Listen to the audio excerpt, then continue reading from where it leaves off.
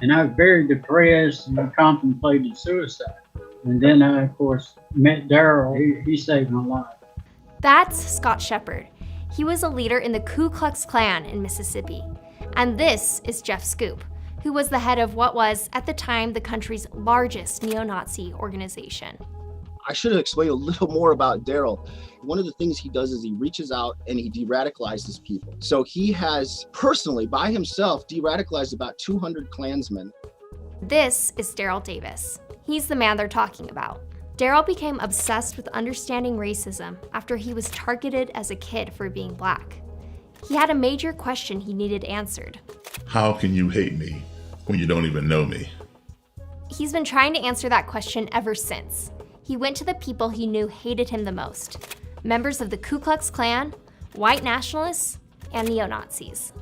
I had never gone in with the intention of changing anybody or even becoming their friend. You and I have both heard a tiger doesn't change his stripes, a leopard doesn't change his spots. So why would I think that a Klansman would change his robe and hood? How do we learn to hate? And then, if we do, is it possible to unlearn it? Everyone I talked to said yes. But how? That's the question. I'm Erica Evans, a reporter with the Deseret News. Can we talk? How do you change the mind of a racist?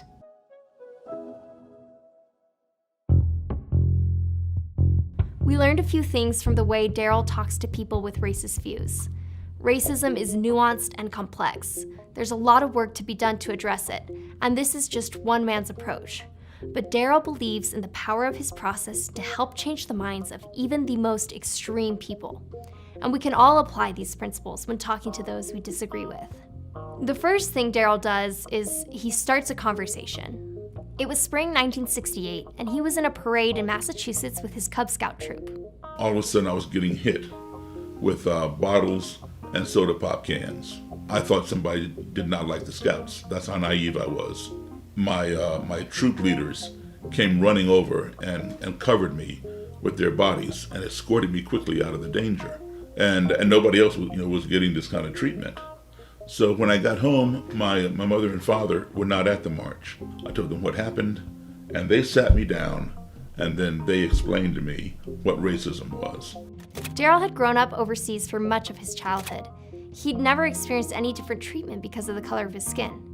My 10-year-old brain could not wrap itself around the idea that somebody would want to hurt me who didn't even know me.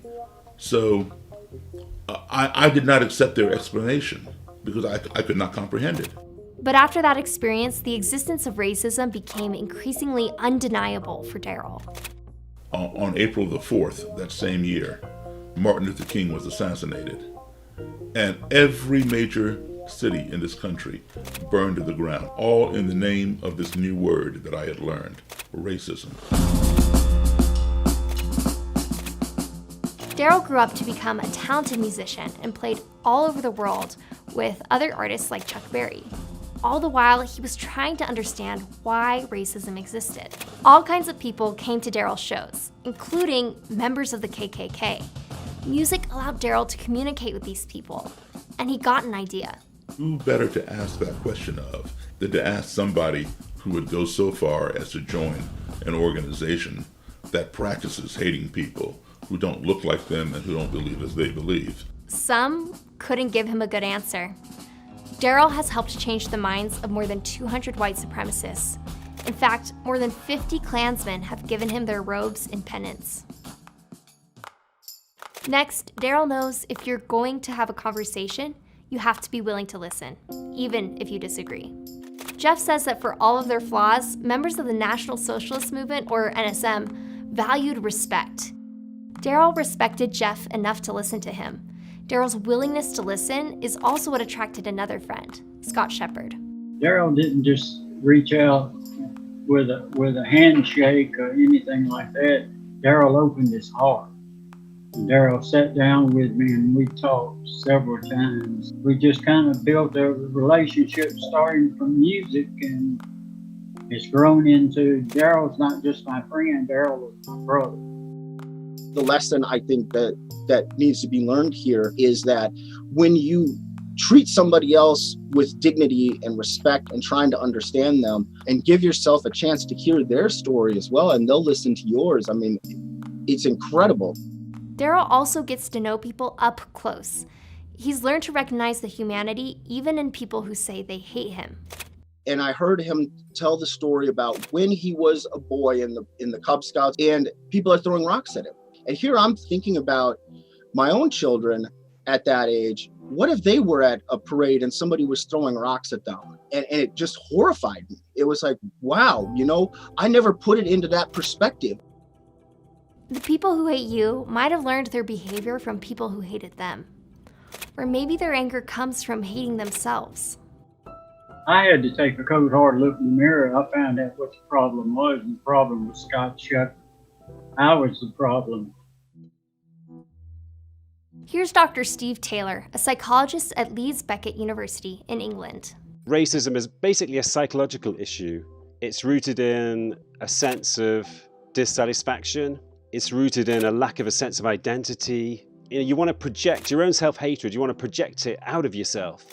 So you scapegoat other groups. But Dr. Taylor says that in the end, these instincts won't really satisfy most people's need for belonging. We are primed to connect. So when you meet people from other races or other ethnic groups, racists are sometimes surprised. They sometimes say, well, they're actually good people. They're no different to me and you. So that in itself brings a kind of conflict. You realize that your racism is based on false principles. And finally, Daryl knows it's important to be patient. Change doesn't happen overnight. Many people he met took years to turn away from their racist beliefs.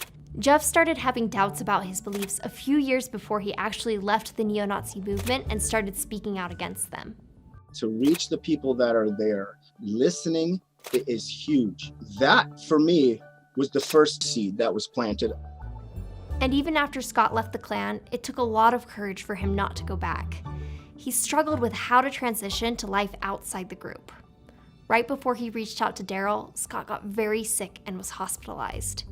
He said it was one of the lowest points in his life. He realized he was wrong. Hate will eat you alive. It will eat you alive.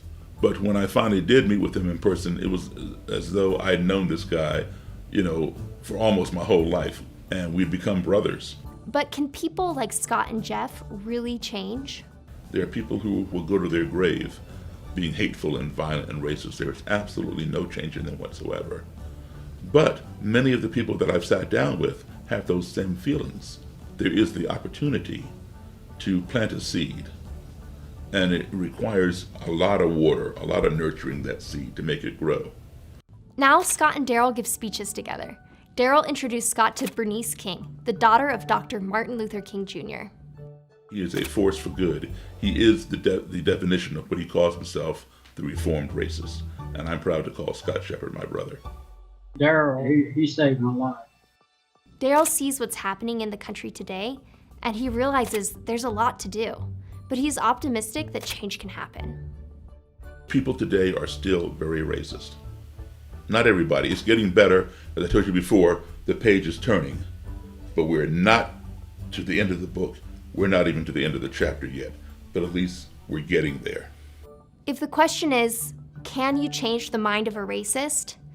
Daryl would say the answer is yes, if we can help them remember that they are human first.